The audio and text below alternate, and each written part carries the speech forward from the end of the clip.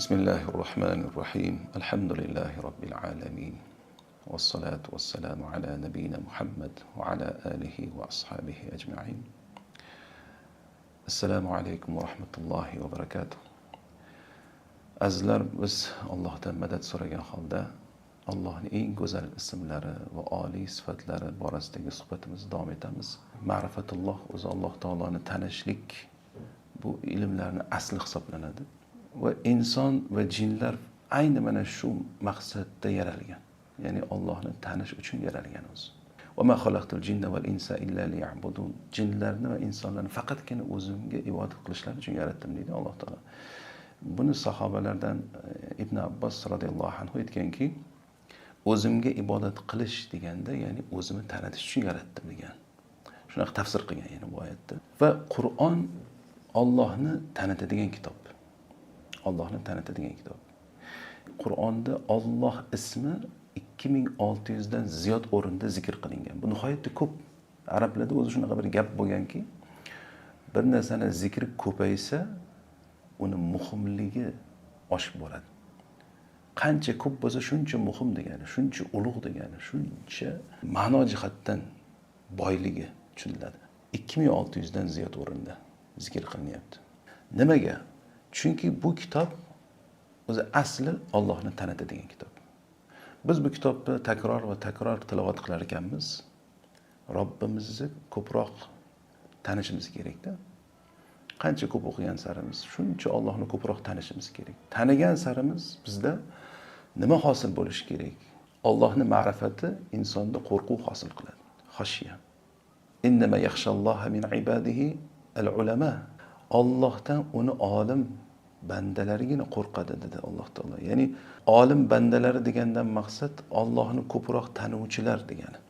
Qancha inson Allohni ko'proq tanisa, shuncha undan qo'rqar ekan.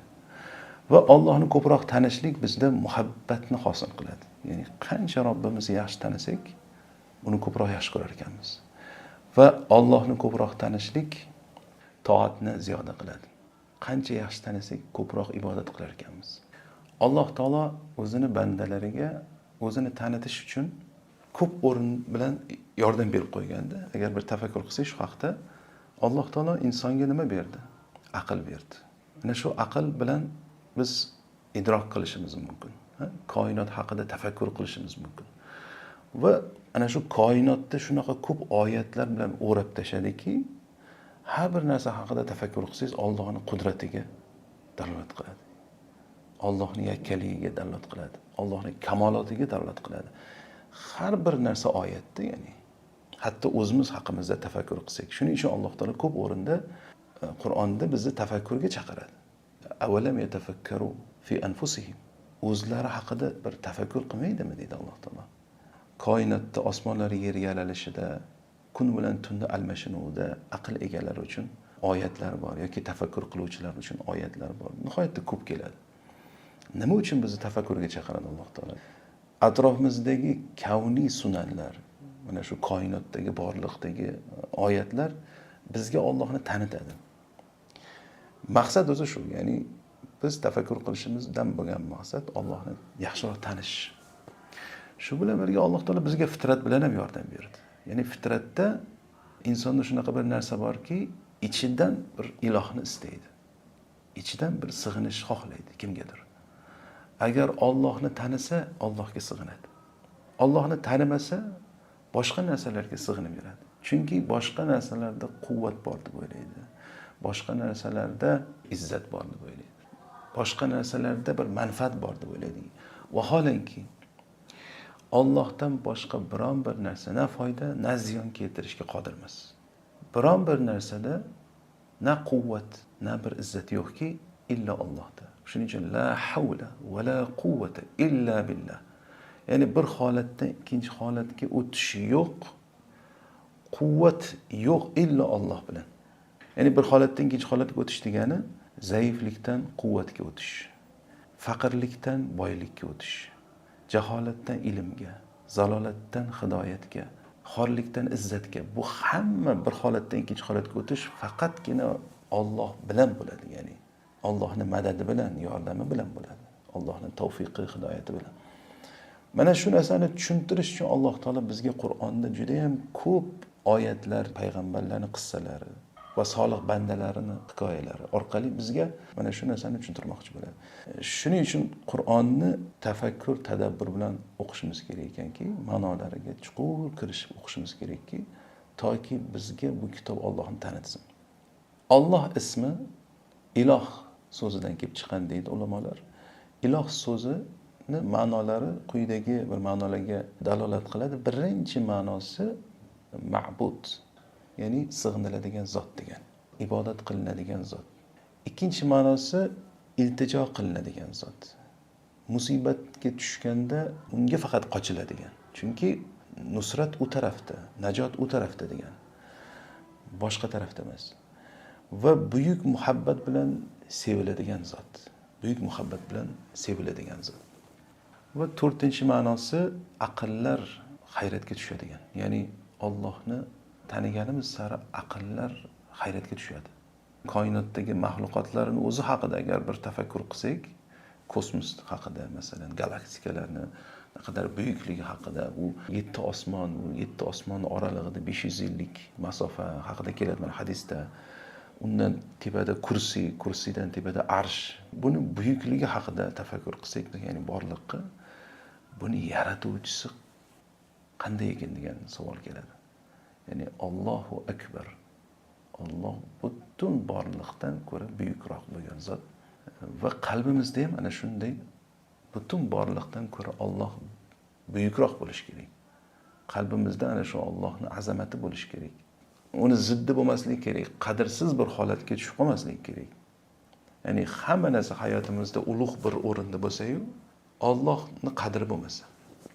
Shuncha oyatda aytadi-ku Alloh taolo va ma qadarulloha haqqa qadrihi. Allohni ular haqiqiy qadrlashmadi deydi. Nimaga? Chunki inson umrini ana shunaqa mayda-chuyda narsalarning ustida isrof qilib o'tkazib qo'yar ekanda, Allohdan g'ofil bo'lar ekan. Shuning uchun bu ism insonlarni ikkiga ajratdi. Baxtli va baxtsizlarga ajratdi. Baxtlilar kim? Allohni tanib, uni rioyasini qilgan, uni haqqini ado qilgan kishilar. Ikkinchi kishilar Allohni tanimasdan uni haqqini zoya qilgan kishilar. Alloh ismi uni muqaddas zotiga. Qolaversa, butun barcha go'zal ismlar va oliy sifatlariga dalolat qiladi. Shuning uchun Alloh taolo ko'p oyatda bu ismini keltirib boshida keyin qolgan ismlarini izofa qiladi. Masalan, Allohu la ilaha illa huval hayyul qayyum. Alloh undan o'zga iloh yo'q bo'lgan zot. Al-Hayy, tirik bo'lmaydigan zot. Al-Qayyum, barcha narsani ustida qoyim, nazoratchi, boshqaruvchi degan.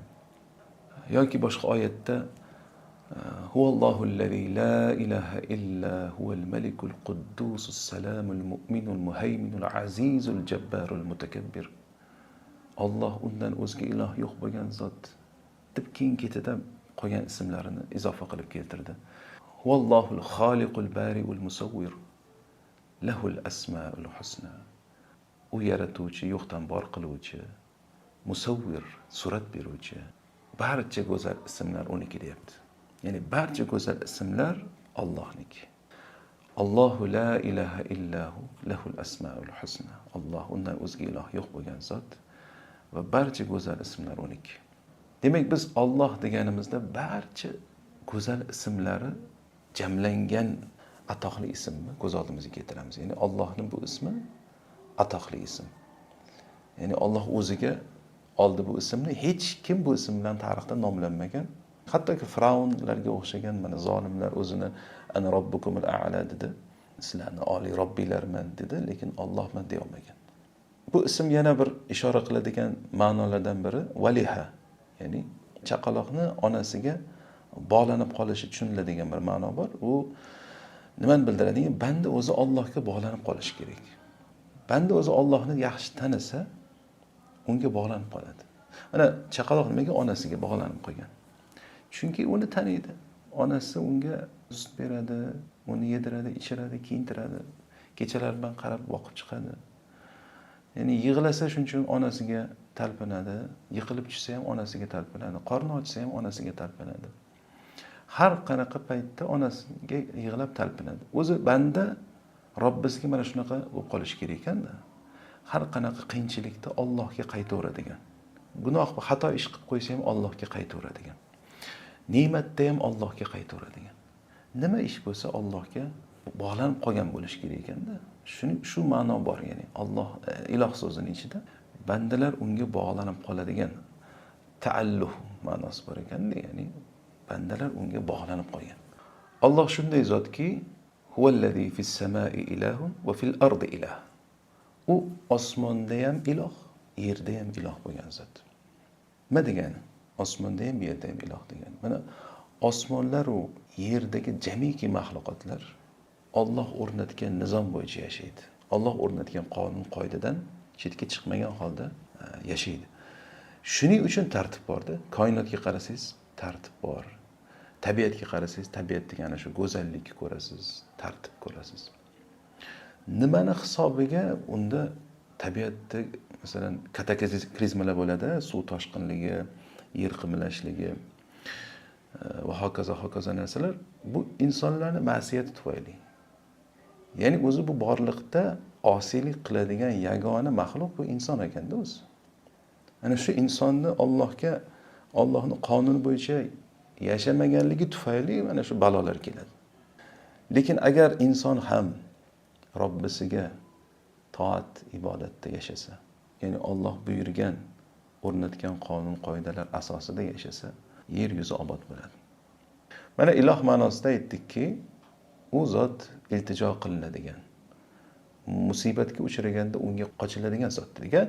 Buni misolida masalan cho'kayotgan kemani misoli keladi oyatlarda.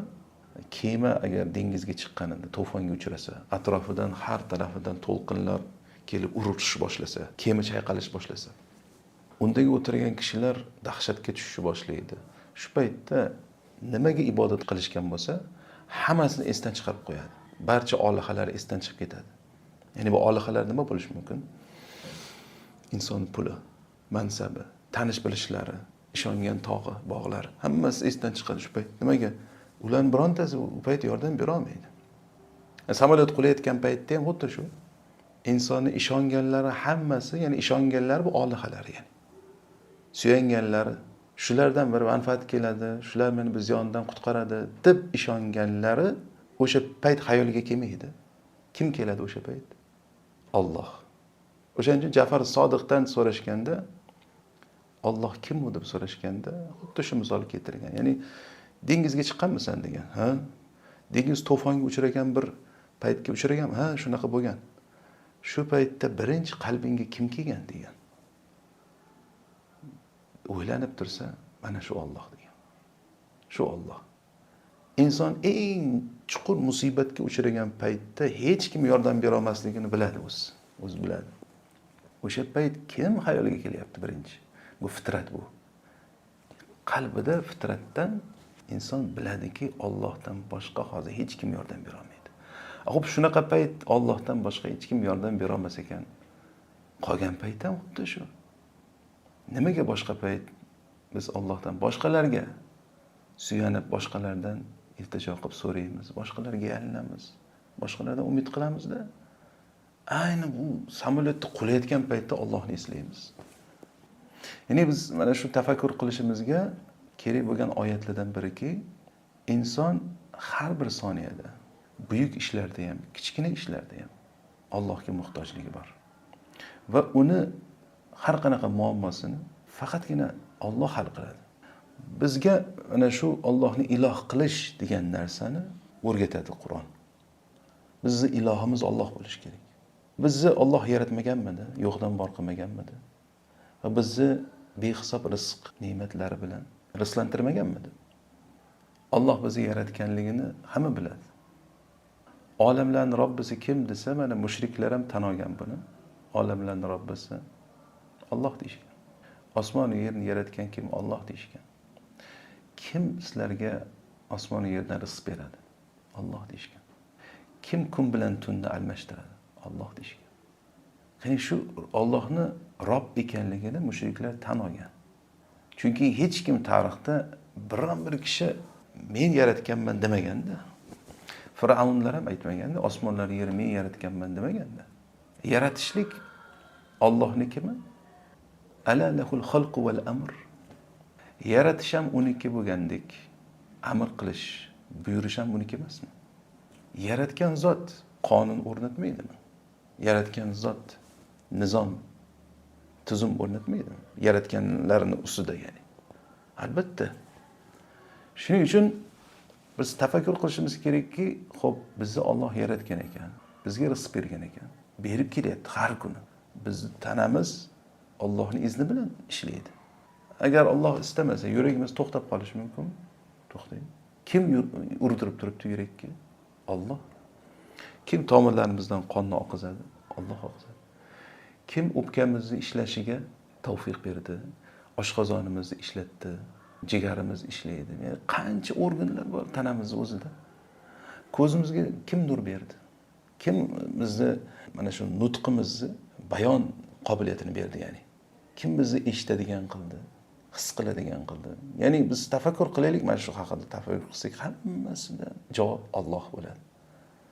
Xo'p, shuncha ne'matlarni Allohdan qabul qilib, nimaga biz boshqalar bilan mashg'ulmiz? Nimaga Allohdan boshqalarni unga tenglashtiramiz? Tengmas-ku ular. Tengmas-ku. Biz kimgadir suyanishimiz uchun, kimdandir umid qilishimiz uchun, kimgadir bog'lanishimiz uchun, kimnidir aytgani bo'yicha yashashimiz uchun unda ilohiy sifatlar bo'lishi kerak. Ilohiy sifatlar bo'lishi kerak. Allohdan boshqada hech kimda yo'q-ku ilohiy sifat. Ilohiy sifat nima degan? Masalan, iloh bo'lgan zot al-hayy bo'lishi kerak. Ya'ni tirik, o'lmaydigan zot bo'lishi kerak. Ya'ni o'lib qolmasligi kerak-da, ya'ni biz suyanib turganimizda. Iloh bo'lgan zot al-qayyum bo'lishi kerak. Hamma narsani ustida nazoratda ushlab turadigan. Ya'ni u al-basir, as-sami', al-khabir bo'lishi kerak. Ya'ni bizni holatimizni ko'rib turadigan, doim ko'rib turadigan, doim bizni duolarimizni, nidolarimizni eshitadigan. Ya'ni biz o'chirib turmasligimiz kerak-da, priyomda. Qachon bizga galimiz kelar ekan, qachon bizni eshitar ekan. Yo'q, iloh bo'lgan zot unaqa bo'lmaydi. Iloh sizni doim har qanaqa paytda eshitadi. Yarim kechasida turib shunda murojaat qilsangiz sizni eshitadigan bo'lish kerak. Sizni holatingizdan al-xabir, xabardor bo'lish kerak. Gapira olmay qolsangiz ham qalbingizdagi narsani bilish kerak. Allohda bor faqat bu sifatlar. U uxlamaydigan bo'lish kerak, mudroq bosmaydigan bo'lish kerak. Uxlab qolsa, quvvat ketib qolsa, bu ham ilohlikka yaramaydi. Alloh bizni nafaqat o'tmishimizni, kelajagimizni biladigan zot bo'lish. Ya'ni iloh shunday zot bo'lish kerak. Kelajagimizni ham bilish kerak. Nimaga desa, bizni kelajakda bir xatar kutayotgan bo'lsa, iloh bo'lgan zot uni oldini ola bilish kerak. Va u butun koinotni egasi bo'lish kerak. Butun koinotni boshqaruvchi, butun koinotni mulki uniki bo'lish kerak. Ya'ni bizga istagan narsamizni bera olish uchun unda mana shunaqa qudrat bo'lish kerakki, butun koinotni mulki bo'lish kerak uniki. Muayyan bir joyi mulki emas, uni mulki cheksiz bo'lish kerak. Bu sifatlar faqat va faqat Allohda mujassam. Boshqa hech kimda emas. Shundayligini bilamiz ham. Lekin nimaga boshqalardan umid qilamiz? Nega boshqalarga suyanamiz? Nega boshqalarga muhabbat qo'yib, ularni oldida xorlanamiz? Nimaga? Boshqalarni o'rnatgan nizomi bo'yicha yashaymiz deymiz. Allohni o'rnatgan nizomi chetda qolib ketadi. Nimaga boshqalarni iloh qilamiz? Holbuki ulug'iyatga faqatgina Alloh haqli. Faqat va faqat Alloh haqli. Undan boshqasi umuman haqli emas. İnsanlar iloh qilayotgan kishilar 100 yil oldin yo'q edi. 100 yildan keyin yana yo'q bo'ladi. Inson, ya'ni o'ziga o'xshagan zaif odamlarga sig'inadi. O'ziga o'xshagan zaif odamlarga sig'inadi. U zaif bo'lgan odam yaqindagina shahvat suvidan paydo bo'lgan, jirkanch bo'lgan shahvat suvidan. O'lgandan keyin bir chirinta narsaga aylanadi. Qurtlar yeydi uni qabrda. Zaif ya'ni inson. Qanaqa qilib bir maxluqqa sig'inish mumkin? Maxluqqa suyanib, undan umid qilish mumkin. Alloh esa Allohu nurus samawati val ard. Alloh osmonlar yerning nuri. Allohu xoliqu kulli shay. Barcha narsani yaratgan zot va barcha bizga kelayotgan ne'matlar egasi, sohibi. Faqat undan keladi. Qachonki qanaqadir musibatdan chiqib ketgan bo'lsak, Allohning rahmati bilan chiqqanmiz u musibatdan. Qachonki nimaiki yaxshilik ko'rgan bo'lsak, bilaylikki Alloh tarafidan kelgan u yaxshilik. Agar bir musibatlangan bo'lsak ham, u musibatning ortida Allohning rahmati bo'lgan. Agar biz uni hikmatini bilganimizda ham alhamdulillah degan bo'lardik. Demak, Alloh barcha hamd unga bo'lgan zot. O'shaning uchun alhamdulillah deyishlik, hamdning barchasi Allohniki. Masalan, insonlardan bizga yaxshilik kelsa ham, o'zi asli bu yaxshilik Allohdan keldi. Alloh kimlardir qalbiga soldi. Kimlardir shu narsaga tavfiq berib hidoyat qildi. Bizga yaxshilik qilish uchun. Va Alloh taolo bizni har soniya muhofazasida ushlaydigan zot. Har soniya bizni asrab, avaylab, katta qilib shu holatimizga keltirdi. Quvvat berdi. Va insonni Alloh taolo shunaqa go'zal suratda yaratdi. O'zimiz haqimizda tafakkur qilsak, mana Alloh taolo bir oyatda aytadi-ku, "Avalam yatafakkaru fi anfusihim." Odamlar o'zi haqida bir tafakkur qilmaydimi deydi. Haqiqatan bir tafakkur qilaylik. O'ylang, masalan, ko'zning nuri. Qanaqa katta ne'mat bu. Qanchalik buyuk ne'mat bu ko'z nuri. Dunyodagi eng oxirgi kamerada ham hali bunaqa megapiksel yo'qda ko'zdagi. Uni yarata olmaydi ham inson. Vaholanki suvdan iborat o'zi tarkibida. Suv minus gradusda muzlashi kerak. Lekin mana minus 70 gradusda yashaydigan odamlar bor. Ko'chada yuradi, ko'zi muzlab qolmayapti. Nimani hisobiga? Bir modda aralashganki, uni muzlashdan man qilib turadi. Burun haqida hech tafakkur qilganmizmi? Burunimiz masalan filtr vazifasini bajaradi. Tashqaridan bir mikroblar kirsa, ushlab qoladi o'zida. Keyin uni tozalash kerak bo'ladi. Tozalash uchun shu yergacha suyak bo'lib, bu yog'i yumshoq qilinganda, tozalashga oson bo'lish uchun qilingan.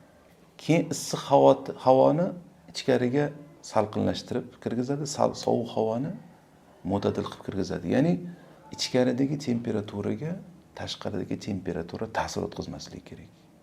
Shuning uchun sovuqda burunlar qizarib qoladi. Qon aylanish kuchayadi bu yerda. Kim bunaqa mukammal yaratdi?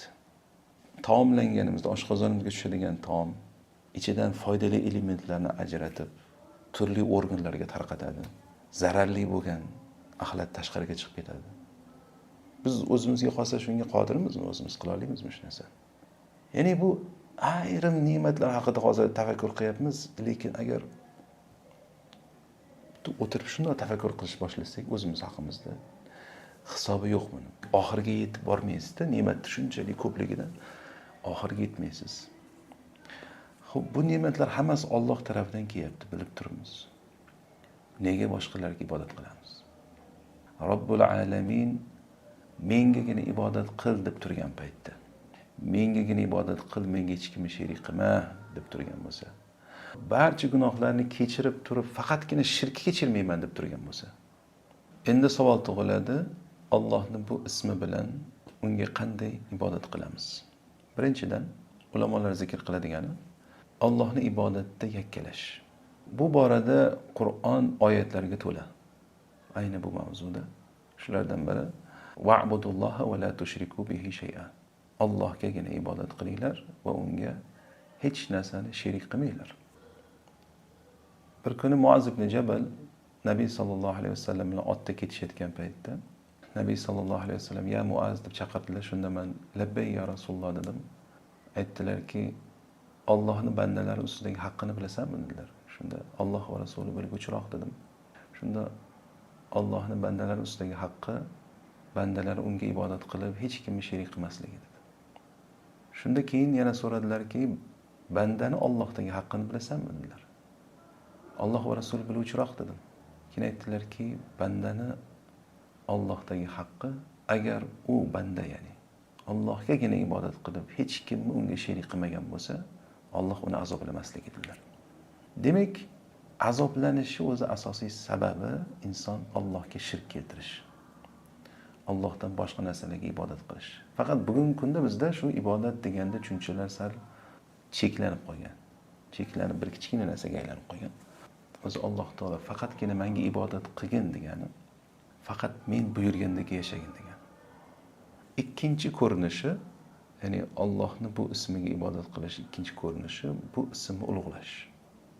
Bu ismni qalbda ham ulug'lashimiz kerak va amalda ham ulug'lashimiz kerak.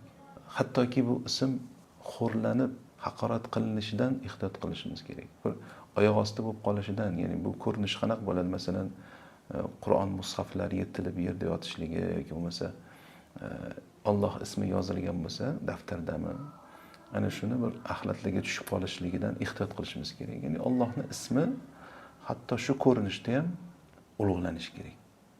Allohga bu ism bilan ibodat qilishi keyingi ko'rinishi uni zikrini haqqini berishlik. Ya'ni Allohni doim zikr qilish. Zikr qilish nima degani o'zi? Eslash degani. Eslashi ko'rinishlari ko'p. Masalan, Qur'on o'qiganimizda Allohning zikri bor. Ya'ni chunki Qur'on Alloh tanitadi. Allohning buyruq qaytariqlarini tanitadi bizga. Mo'min bandalari bilan Alloh qanday muomala qildi? Qanday qilib ularga nusrat berdi? Va kofirlarni, zolimlarni qanday halok qildi? Nima sababli halok qildi? Ya'ni Alloh taolo nimani yaxshi ko'radi? Nimadan g'azablanadi? Buni bizga ta'lim beryapti. Shuni biz zikr qilyapmiz. Zikr qilganimiz sari Allohni ko'proq taniyapmiz. Va xosatan mana shu zikrlar ichida xos bo'lgan zikrlar kelgan. Mana Ibrohim alayhisalomni Me'roj kechasida Nabiy sallallohu alayhi vasallam ko'rganliklari haqida hadisda rivoyat qilinadi. Shunda Ibrohim alayhisalom aytadilarki, ummatingga mendan salom aytgin va ularga yetkazginki, jannatni yerlari hosildor, uni suvlari toyib, uni ko'chatlari deydi. Subhanalloh, alhamdulillah, la ilaha illalloh, Allohu akbar. Mana shu zikrlar deydi. Ya'ni kim agar subhanalloh desa, unga jannatda bir daraxt ekiladi. O'ylab ko'rsak, barcha zikrlarda Alloh ismi bor. Subhanalloh, ya'ni alhamdulillah, Allohu akbar, la ilaha illalloh, la havla va la quvvata illa billah, inna lillahi va inna ilayhi roji'un, hasbiyalloh. Hamma zikrida Alloh ismi bor. Shu haqida bir tafakkur qilaylikda. Ayrimlar aytadiki, Alloh Alloh deb zikr qilsa bo'ladi deydi. Bu zikr o'zi kelmagan, sunnatda ham, Qur'onda ham bunaqa zikr qilinmagan. Lekin aytsangizki, subhanalloh degan zikr bor-ku, alhamdulillah zikr bor-ku desangiz, yo'q, bu ham yaxshi, lekin bu yaxshiroq deydi. Qani dalilingiz? Dalil yo'q bu narsaga. Vaholanki buni ziddiga dalil ko'p. Ya'ni subhanalloh zikriga shunaqa ko'p targ'ib kelgan Qur'onda, sunnatda. La ilaha illalloh zikriga juda ham ko'p targ'ib kelgan. Hatto takbir etishlikka, la havla va la quvvata illa billah deyishga, mana jannatni xazinalardan dedi Nabiy sollallohu alayhi vasallam. Mana bu zikrlar nimasi bilan zikr desangiz, qarang. Birodaringizni eslasangiz, aytasizki, shu birodarim juda ham bir karim insonda, juda ham saxovatli. Odamlarga juda mehribon, juda ham bag'ri keng, yaxshi odam deysiz. Ya'ni sifatlarini eslaysiz, to'g'rimi? Sifatlarini zikr qilasizda o'zi. Ismini aytib o'tirolmaysiz-ku qaytarib. Bu zikr qilishga kirmaydi, bu sal g'ayri normal narsa-da bu. Alloh taoloni ham biz sifatlar bilan zikr qilamiz. Alloh akbar deganimizda Alloh hamma narsadan buyukligini o'zimizga eslatamiz. Ya'ni namozda turganimizda butun fikr, o'ylaring hammasini yig'ishtir. Alloh bu narsalardan ulug'roq degan narsani eslatamiz o'zimizga. Subhanalloh deganimizda Alloh haqida yomon gumonga bormagin. Sani butun yomon gumonlaringdan Alloh pok degan. Ya'ni Alloh musulmonlarga yordam bermaydi deb o'ylama. Albatta yordam beradi. Alloh taolo tashab qo'yadi mu'minlarni deb o'ylama. Albatta Alloh ularga nusrat beradi. Alloh taolo meni ko'rmayapti deb o'ylama. Alloh har bitta qilib yurgan ishingni biladi.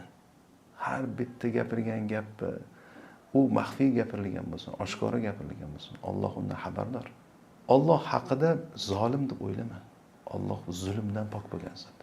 Alloh taolo biron bir narsani behudaga qiladi deb o'ylama. Alloh taolo al-Hakim bo'lgan zot. Har bir ishi hikmat ustiga qurilgan va har bitta hikmat xayr ustiga qurilgan. Ya'ni Allohning ishlari rahmat bilan o'ralgan. Hamma ishlari. Ya'ni nimaiki yomon gumon kelayotgan bo'lsa insonning xayoliga Alloh haqida, shu gumonini poklab olsinki, Allohni maxluqlarga o'xshatmasin. Laysa kamithlihi shay. Allohga o'xshagani yo'q. U barcha nuqsonlardan pok bo'lgan zot. Va alhamdulillah deganimizda barcha ne'matlarni asli o'zi Allohga borib taqaladi. Ya'ni Allohdan keladi bizga. Nimaiki yaxshilik bo'lsa, Allohdan kelgan va Allohdan keladi. Va la ilaha illalloh deganimizda Allohdan o'zga iloh yo'q. Sen sig'inayotganlar Allohga teng kelmaydi. Undan o'zga iloh yo'q. Biz o'zimizga mana shu narsalarni zikr qilganda eslatamiz va qalbimizni mana shu haqiqatlar bilan, mana shu e'tiqodiy tushunchalar bilan quvvatlaymiz. Bu doim bizga eslatilishi kerak bo'lgan narsa bo'lgani uchun buni zikri ko'p bo'lishga targ'ib qilindi. O'shaning uchun Alloh taolo oyatda ya ayyuhallazina amanu zkurulloha zikran kaseera dedi. Ey iymon keltirganlar, Allohni ko'p zikr qilinglar dedi. Alloh taolo bu ismini, ya'ni Alloh ismini shunday muborak qildiki, bu ism bilan nimaiki ish qilinsa, ana shu ishga baraka keladi. Va hadisda kelganidek, agar bu ismsiz qanday ish boshlansa, uni oxiri kesilgan dedi Nabiy sallallohu alayhi vasallam. Shuning uchun biz mana shariatda ko'rsatilgani kabi har bir ishdan oldin bismillah deymiz. Allohning ismi bilan deb boshlaymiz. Turganimizda bismillah, tahorat olishimizdan avval bismillah, taomlanishdan avval bismillah, ko'chaga chiqishdan avval bismillah, kiyim kiysak bismillah, markabga o'tirganimizda bismillah. Hatto jonliq so'yilayotganda Allohning ismi bilan so'yiladi. Bo'lmasa harom. Qarang, shu Allohning ismi bilan halolga aylanadi. Bir jonliq yeyishlik. Shu darajada Alloh taolo bu ismini muborak qildi. Va bu ismi bilan yer yuzida va na osmonda biron bir narsa sizga ziyon keltirmaydi. Bismillahillazi la yadurru ma'asmihi shay'un fi ardi va la fis samai va huwas samiul alim. Biron bir narsa na yerda na osmonda sizga ziyon keltirmaydi agar shu ism bilan yursangiz agar. Qay darajada Alloh taolo bu ismini muborak qildi. Va shu bilan birga Allohning zikri bilan qalblar xotirjam bo'ladi dedi. Allohning ismi bilan qalblar orom topadi. Ala bi zikrillahi tatma'innul qulub.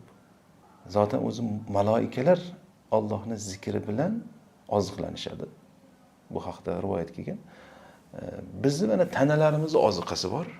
Tanalarimiz taomlanish bilan, suv ichish bilan, nafas olish bilan oziqlanadi, to'g'rimi? Quvvatga kiradi. Ruhlarimiz oziqasi bu Allohning zikri ekan.